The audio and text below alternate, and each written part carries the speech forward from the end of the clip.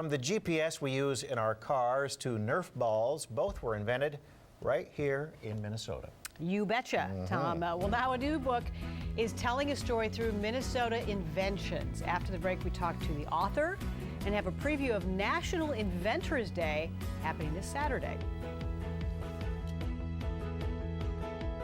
Right now, we're going to talk about inventions like Scotch tape, rollerblades, the pacemaker.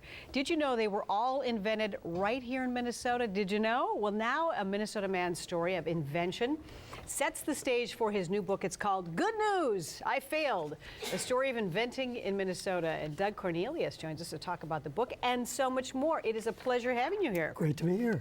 Okay, so now your dad invented many different products, and you yourself hold 180 patents. No, actually, that's my dad. Your dad, okay, yes, your dad has... I only have one. You have one important one. So, and you brought in some of his, you brought in invention. Well, I think people would recognize this faucet that you see all over the place, dispensing pop, and my dad was the one behind that whole system. Let's hold it here just a little bit longer. Yep, you see it, there we go. At, right. Well, we could just call them soda fountains. Right, so you see them everywhere, and the Cornelius company still manufactures a lot of product. It's owned by a British conglomerate, though. So from what were some of the other inventions that your dad well, he worked on compressors. He actually worked on a home humidifying system when he was 20 years old. So we think of that today. You could have used that. He was way before today. His time for that type of thing. Okay. Right. Now, but you're an inventor as well. So well, I did come up with an aquarium cleaning device, and that's the subject in my book. But that was an example of one that was not successful. So the whole point of my book really is Good News, I Failed, in that people should try and pursue their ideas even if they fail or fear failure. And they'll learn much more from the whole process rather than just giving up from the get-go. Earl Bakken said failure is closer to success than an action. Right, because we all know we learn a lot from failing because we try again. And right. why, if you can succinctly explain why your invention failed, why the fish tank cleaner? Well, it probably was overpriced for the marketplace. So I didn't do my due diligence up front to understand, would this really sell well? So it just didn't sell well. But the point of the book really is to discuss the many contributions of so many Minnesota inventors. We have such a wonderful legacy throughout history, and it ranges through the wartime, medicine, agriculture, you name it. I would assume that a lot of inventors come up with their ideas. They come out of necessity, something that people need, and that do you start from there? Yeah, really, when you look at inventing, you have to define a need for it, and you have to know that somebody will eventually buy it.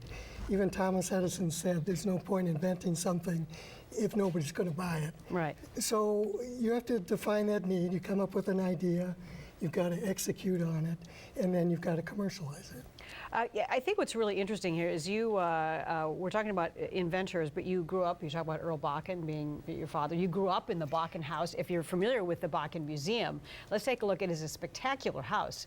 How old were you when you lived in this house? Well, I moved in about age 7 and lived there for over 15 years. So it was really home for me. It was quite unusual living in such a place. Wasn't much of a family-friendly house, as you can imagine. Yes. But it was really unique. I probably just didn't appreciate it as much as I should have. Wow, that's the history is incredible. Right. Now, you're part of this weekend's National Inventors Day. So, what can people expect for inventors and people who have a thought deep down in their brain? Well, it's going to be a fun day at the Bakken. It goes from 10 to 4. And they're going to have some activities around skits around Edison, because it's really Edison's birthday as well. And some other fun things to do. I'm going to be reading from my book and autographing books as well. But we will also bring a famous inventor there who was elected into the Minnesota Inventors Hall of Fame this past year, who did all his fine work at Toro, Mr. Richard Thorold. So we've invited him there as well. And young inventors can ask him questions. All right. Well, Doug, thank you so much for coming on today. Doug Okay, Cornelius. it's been The a book is pleasure. Good News, I Failed. We're glad you did because you're bringing some good stories in your book, Good News, I Failed. Thank Thanks you. for joining us.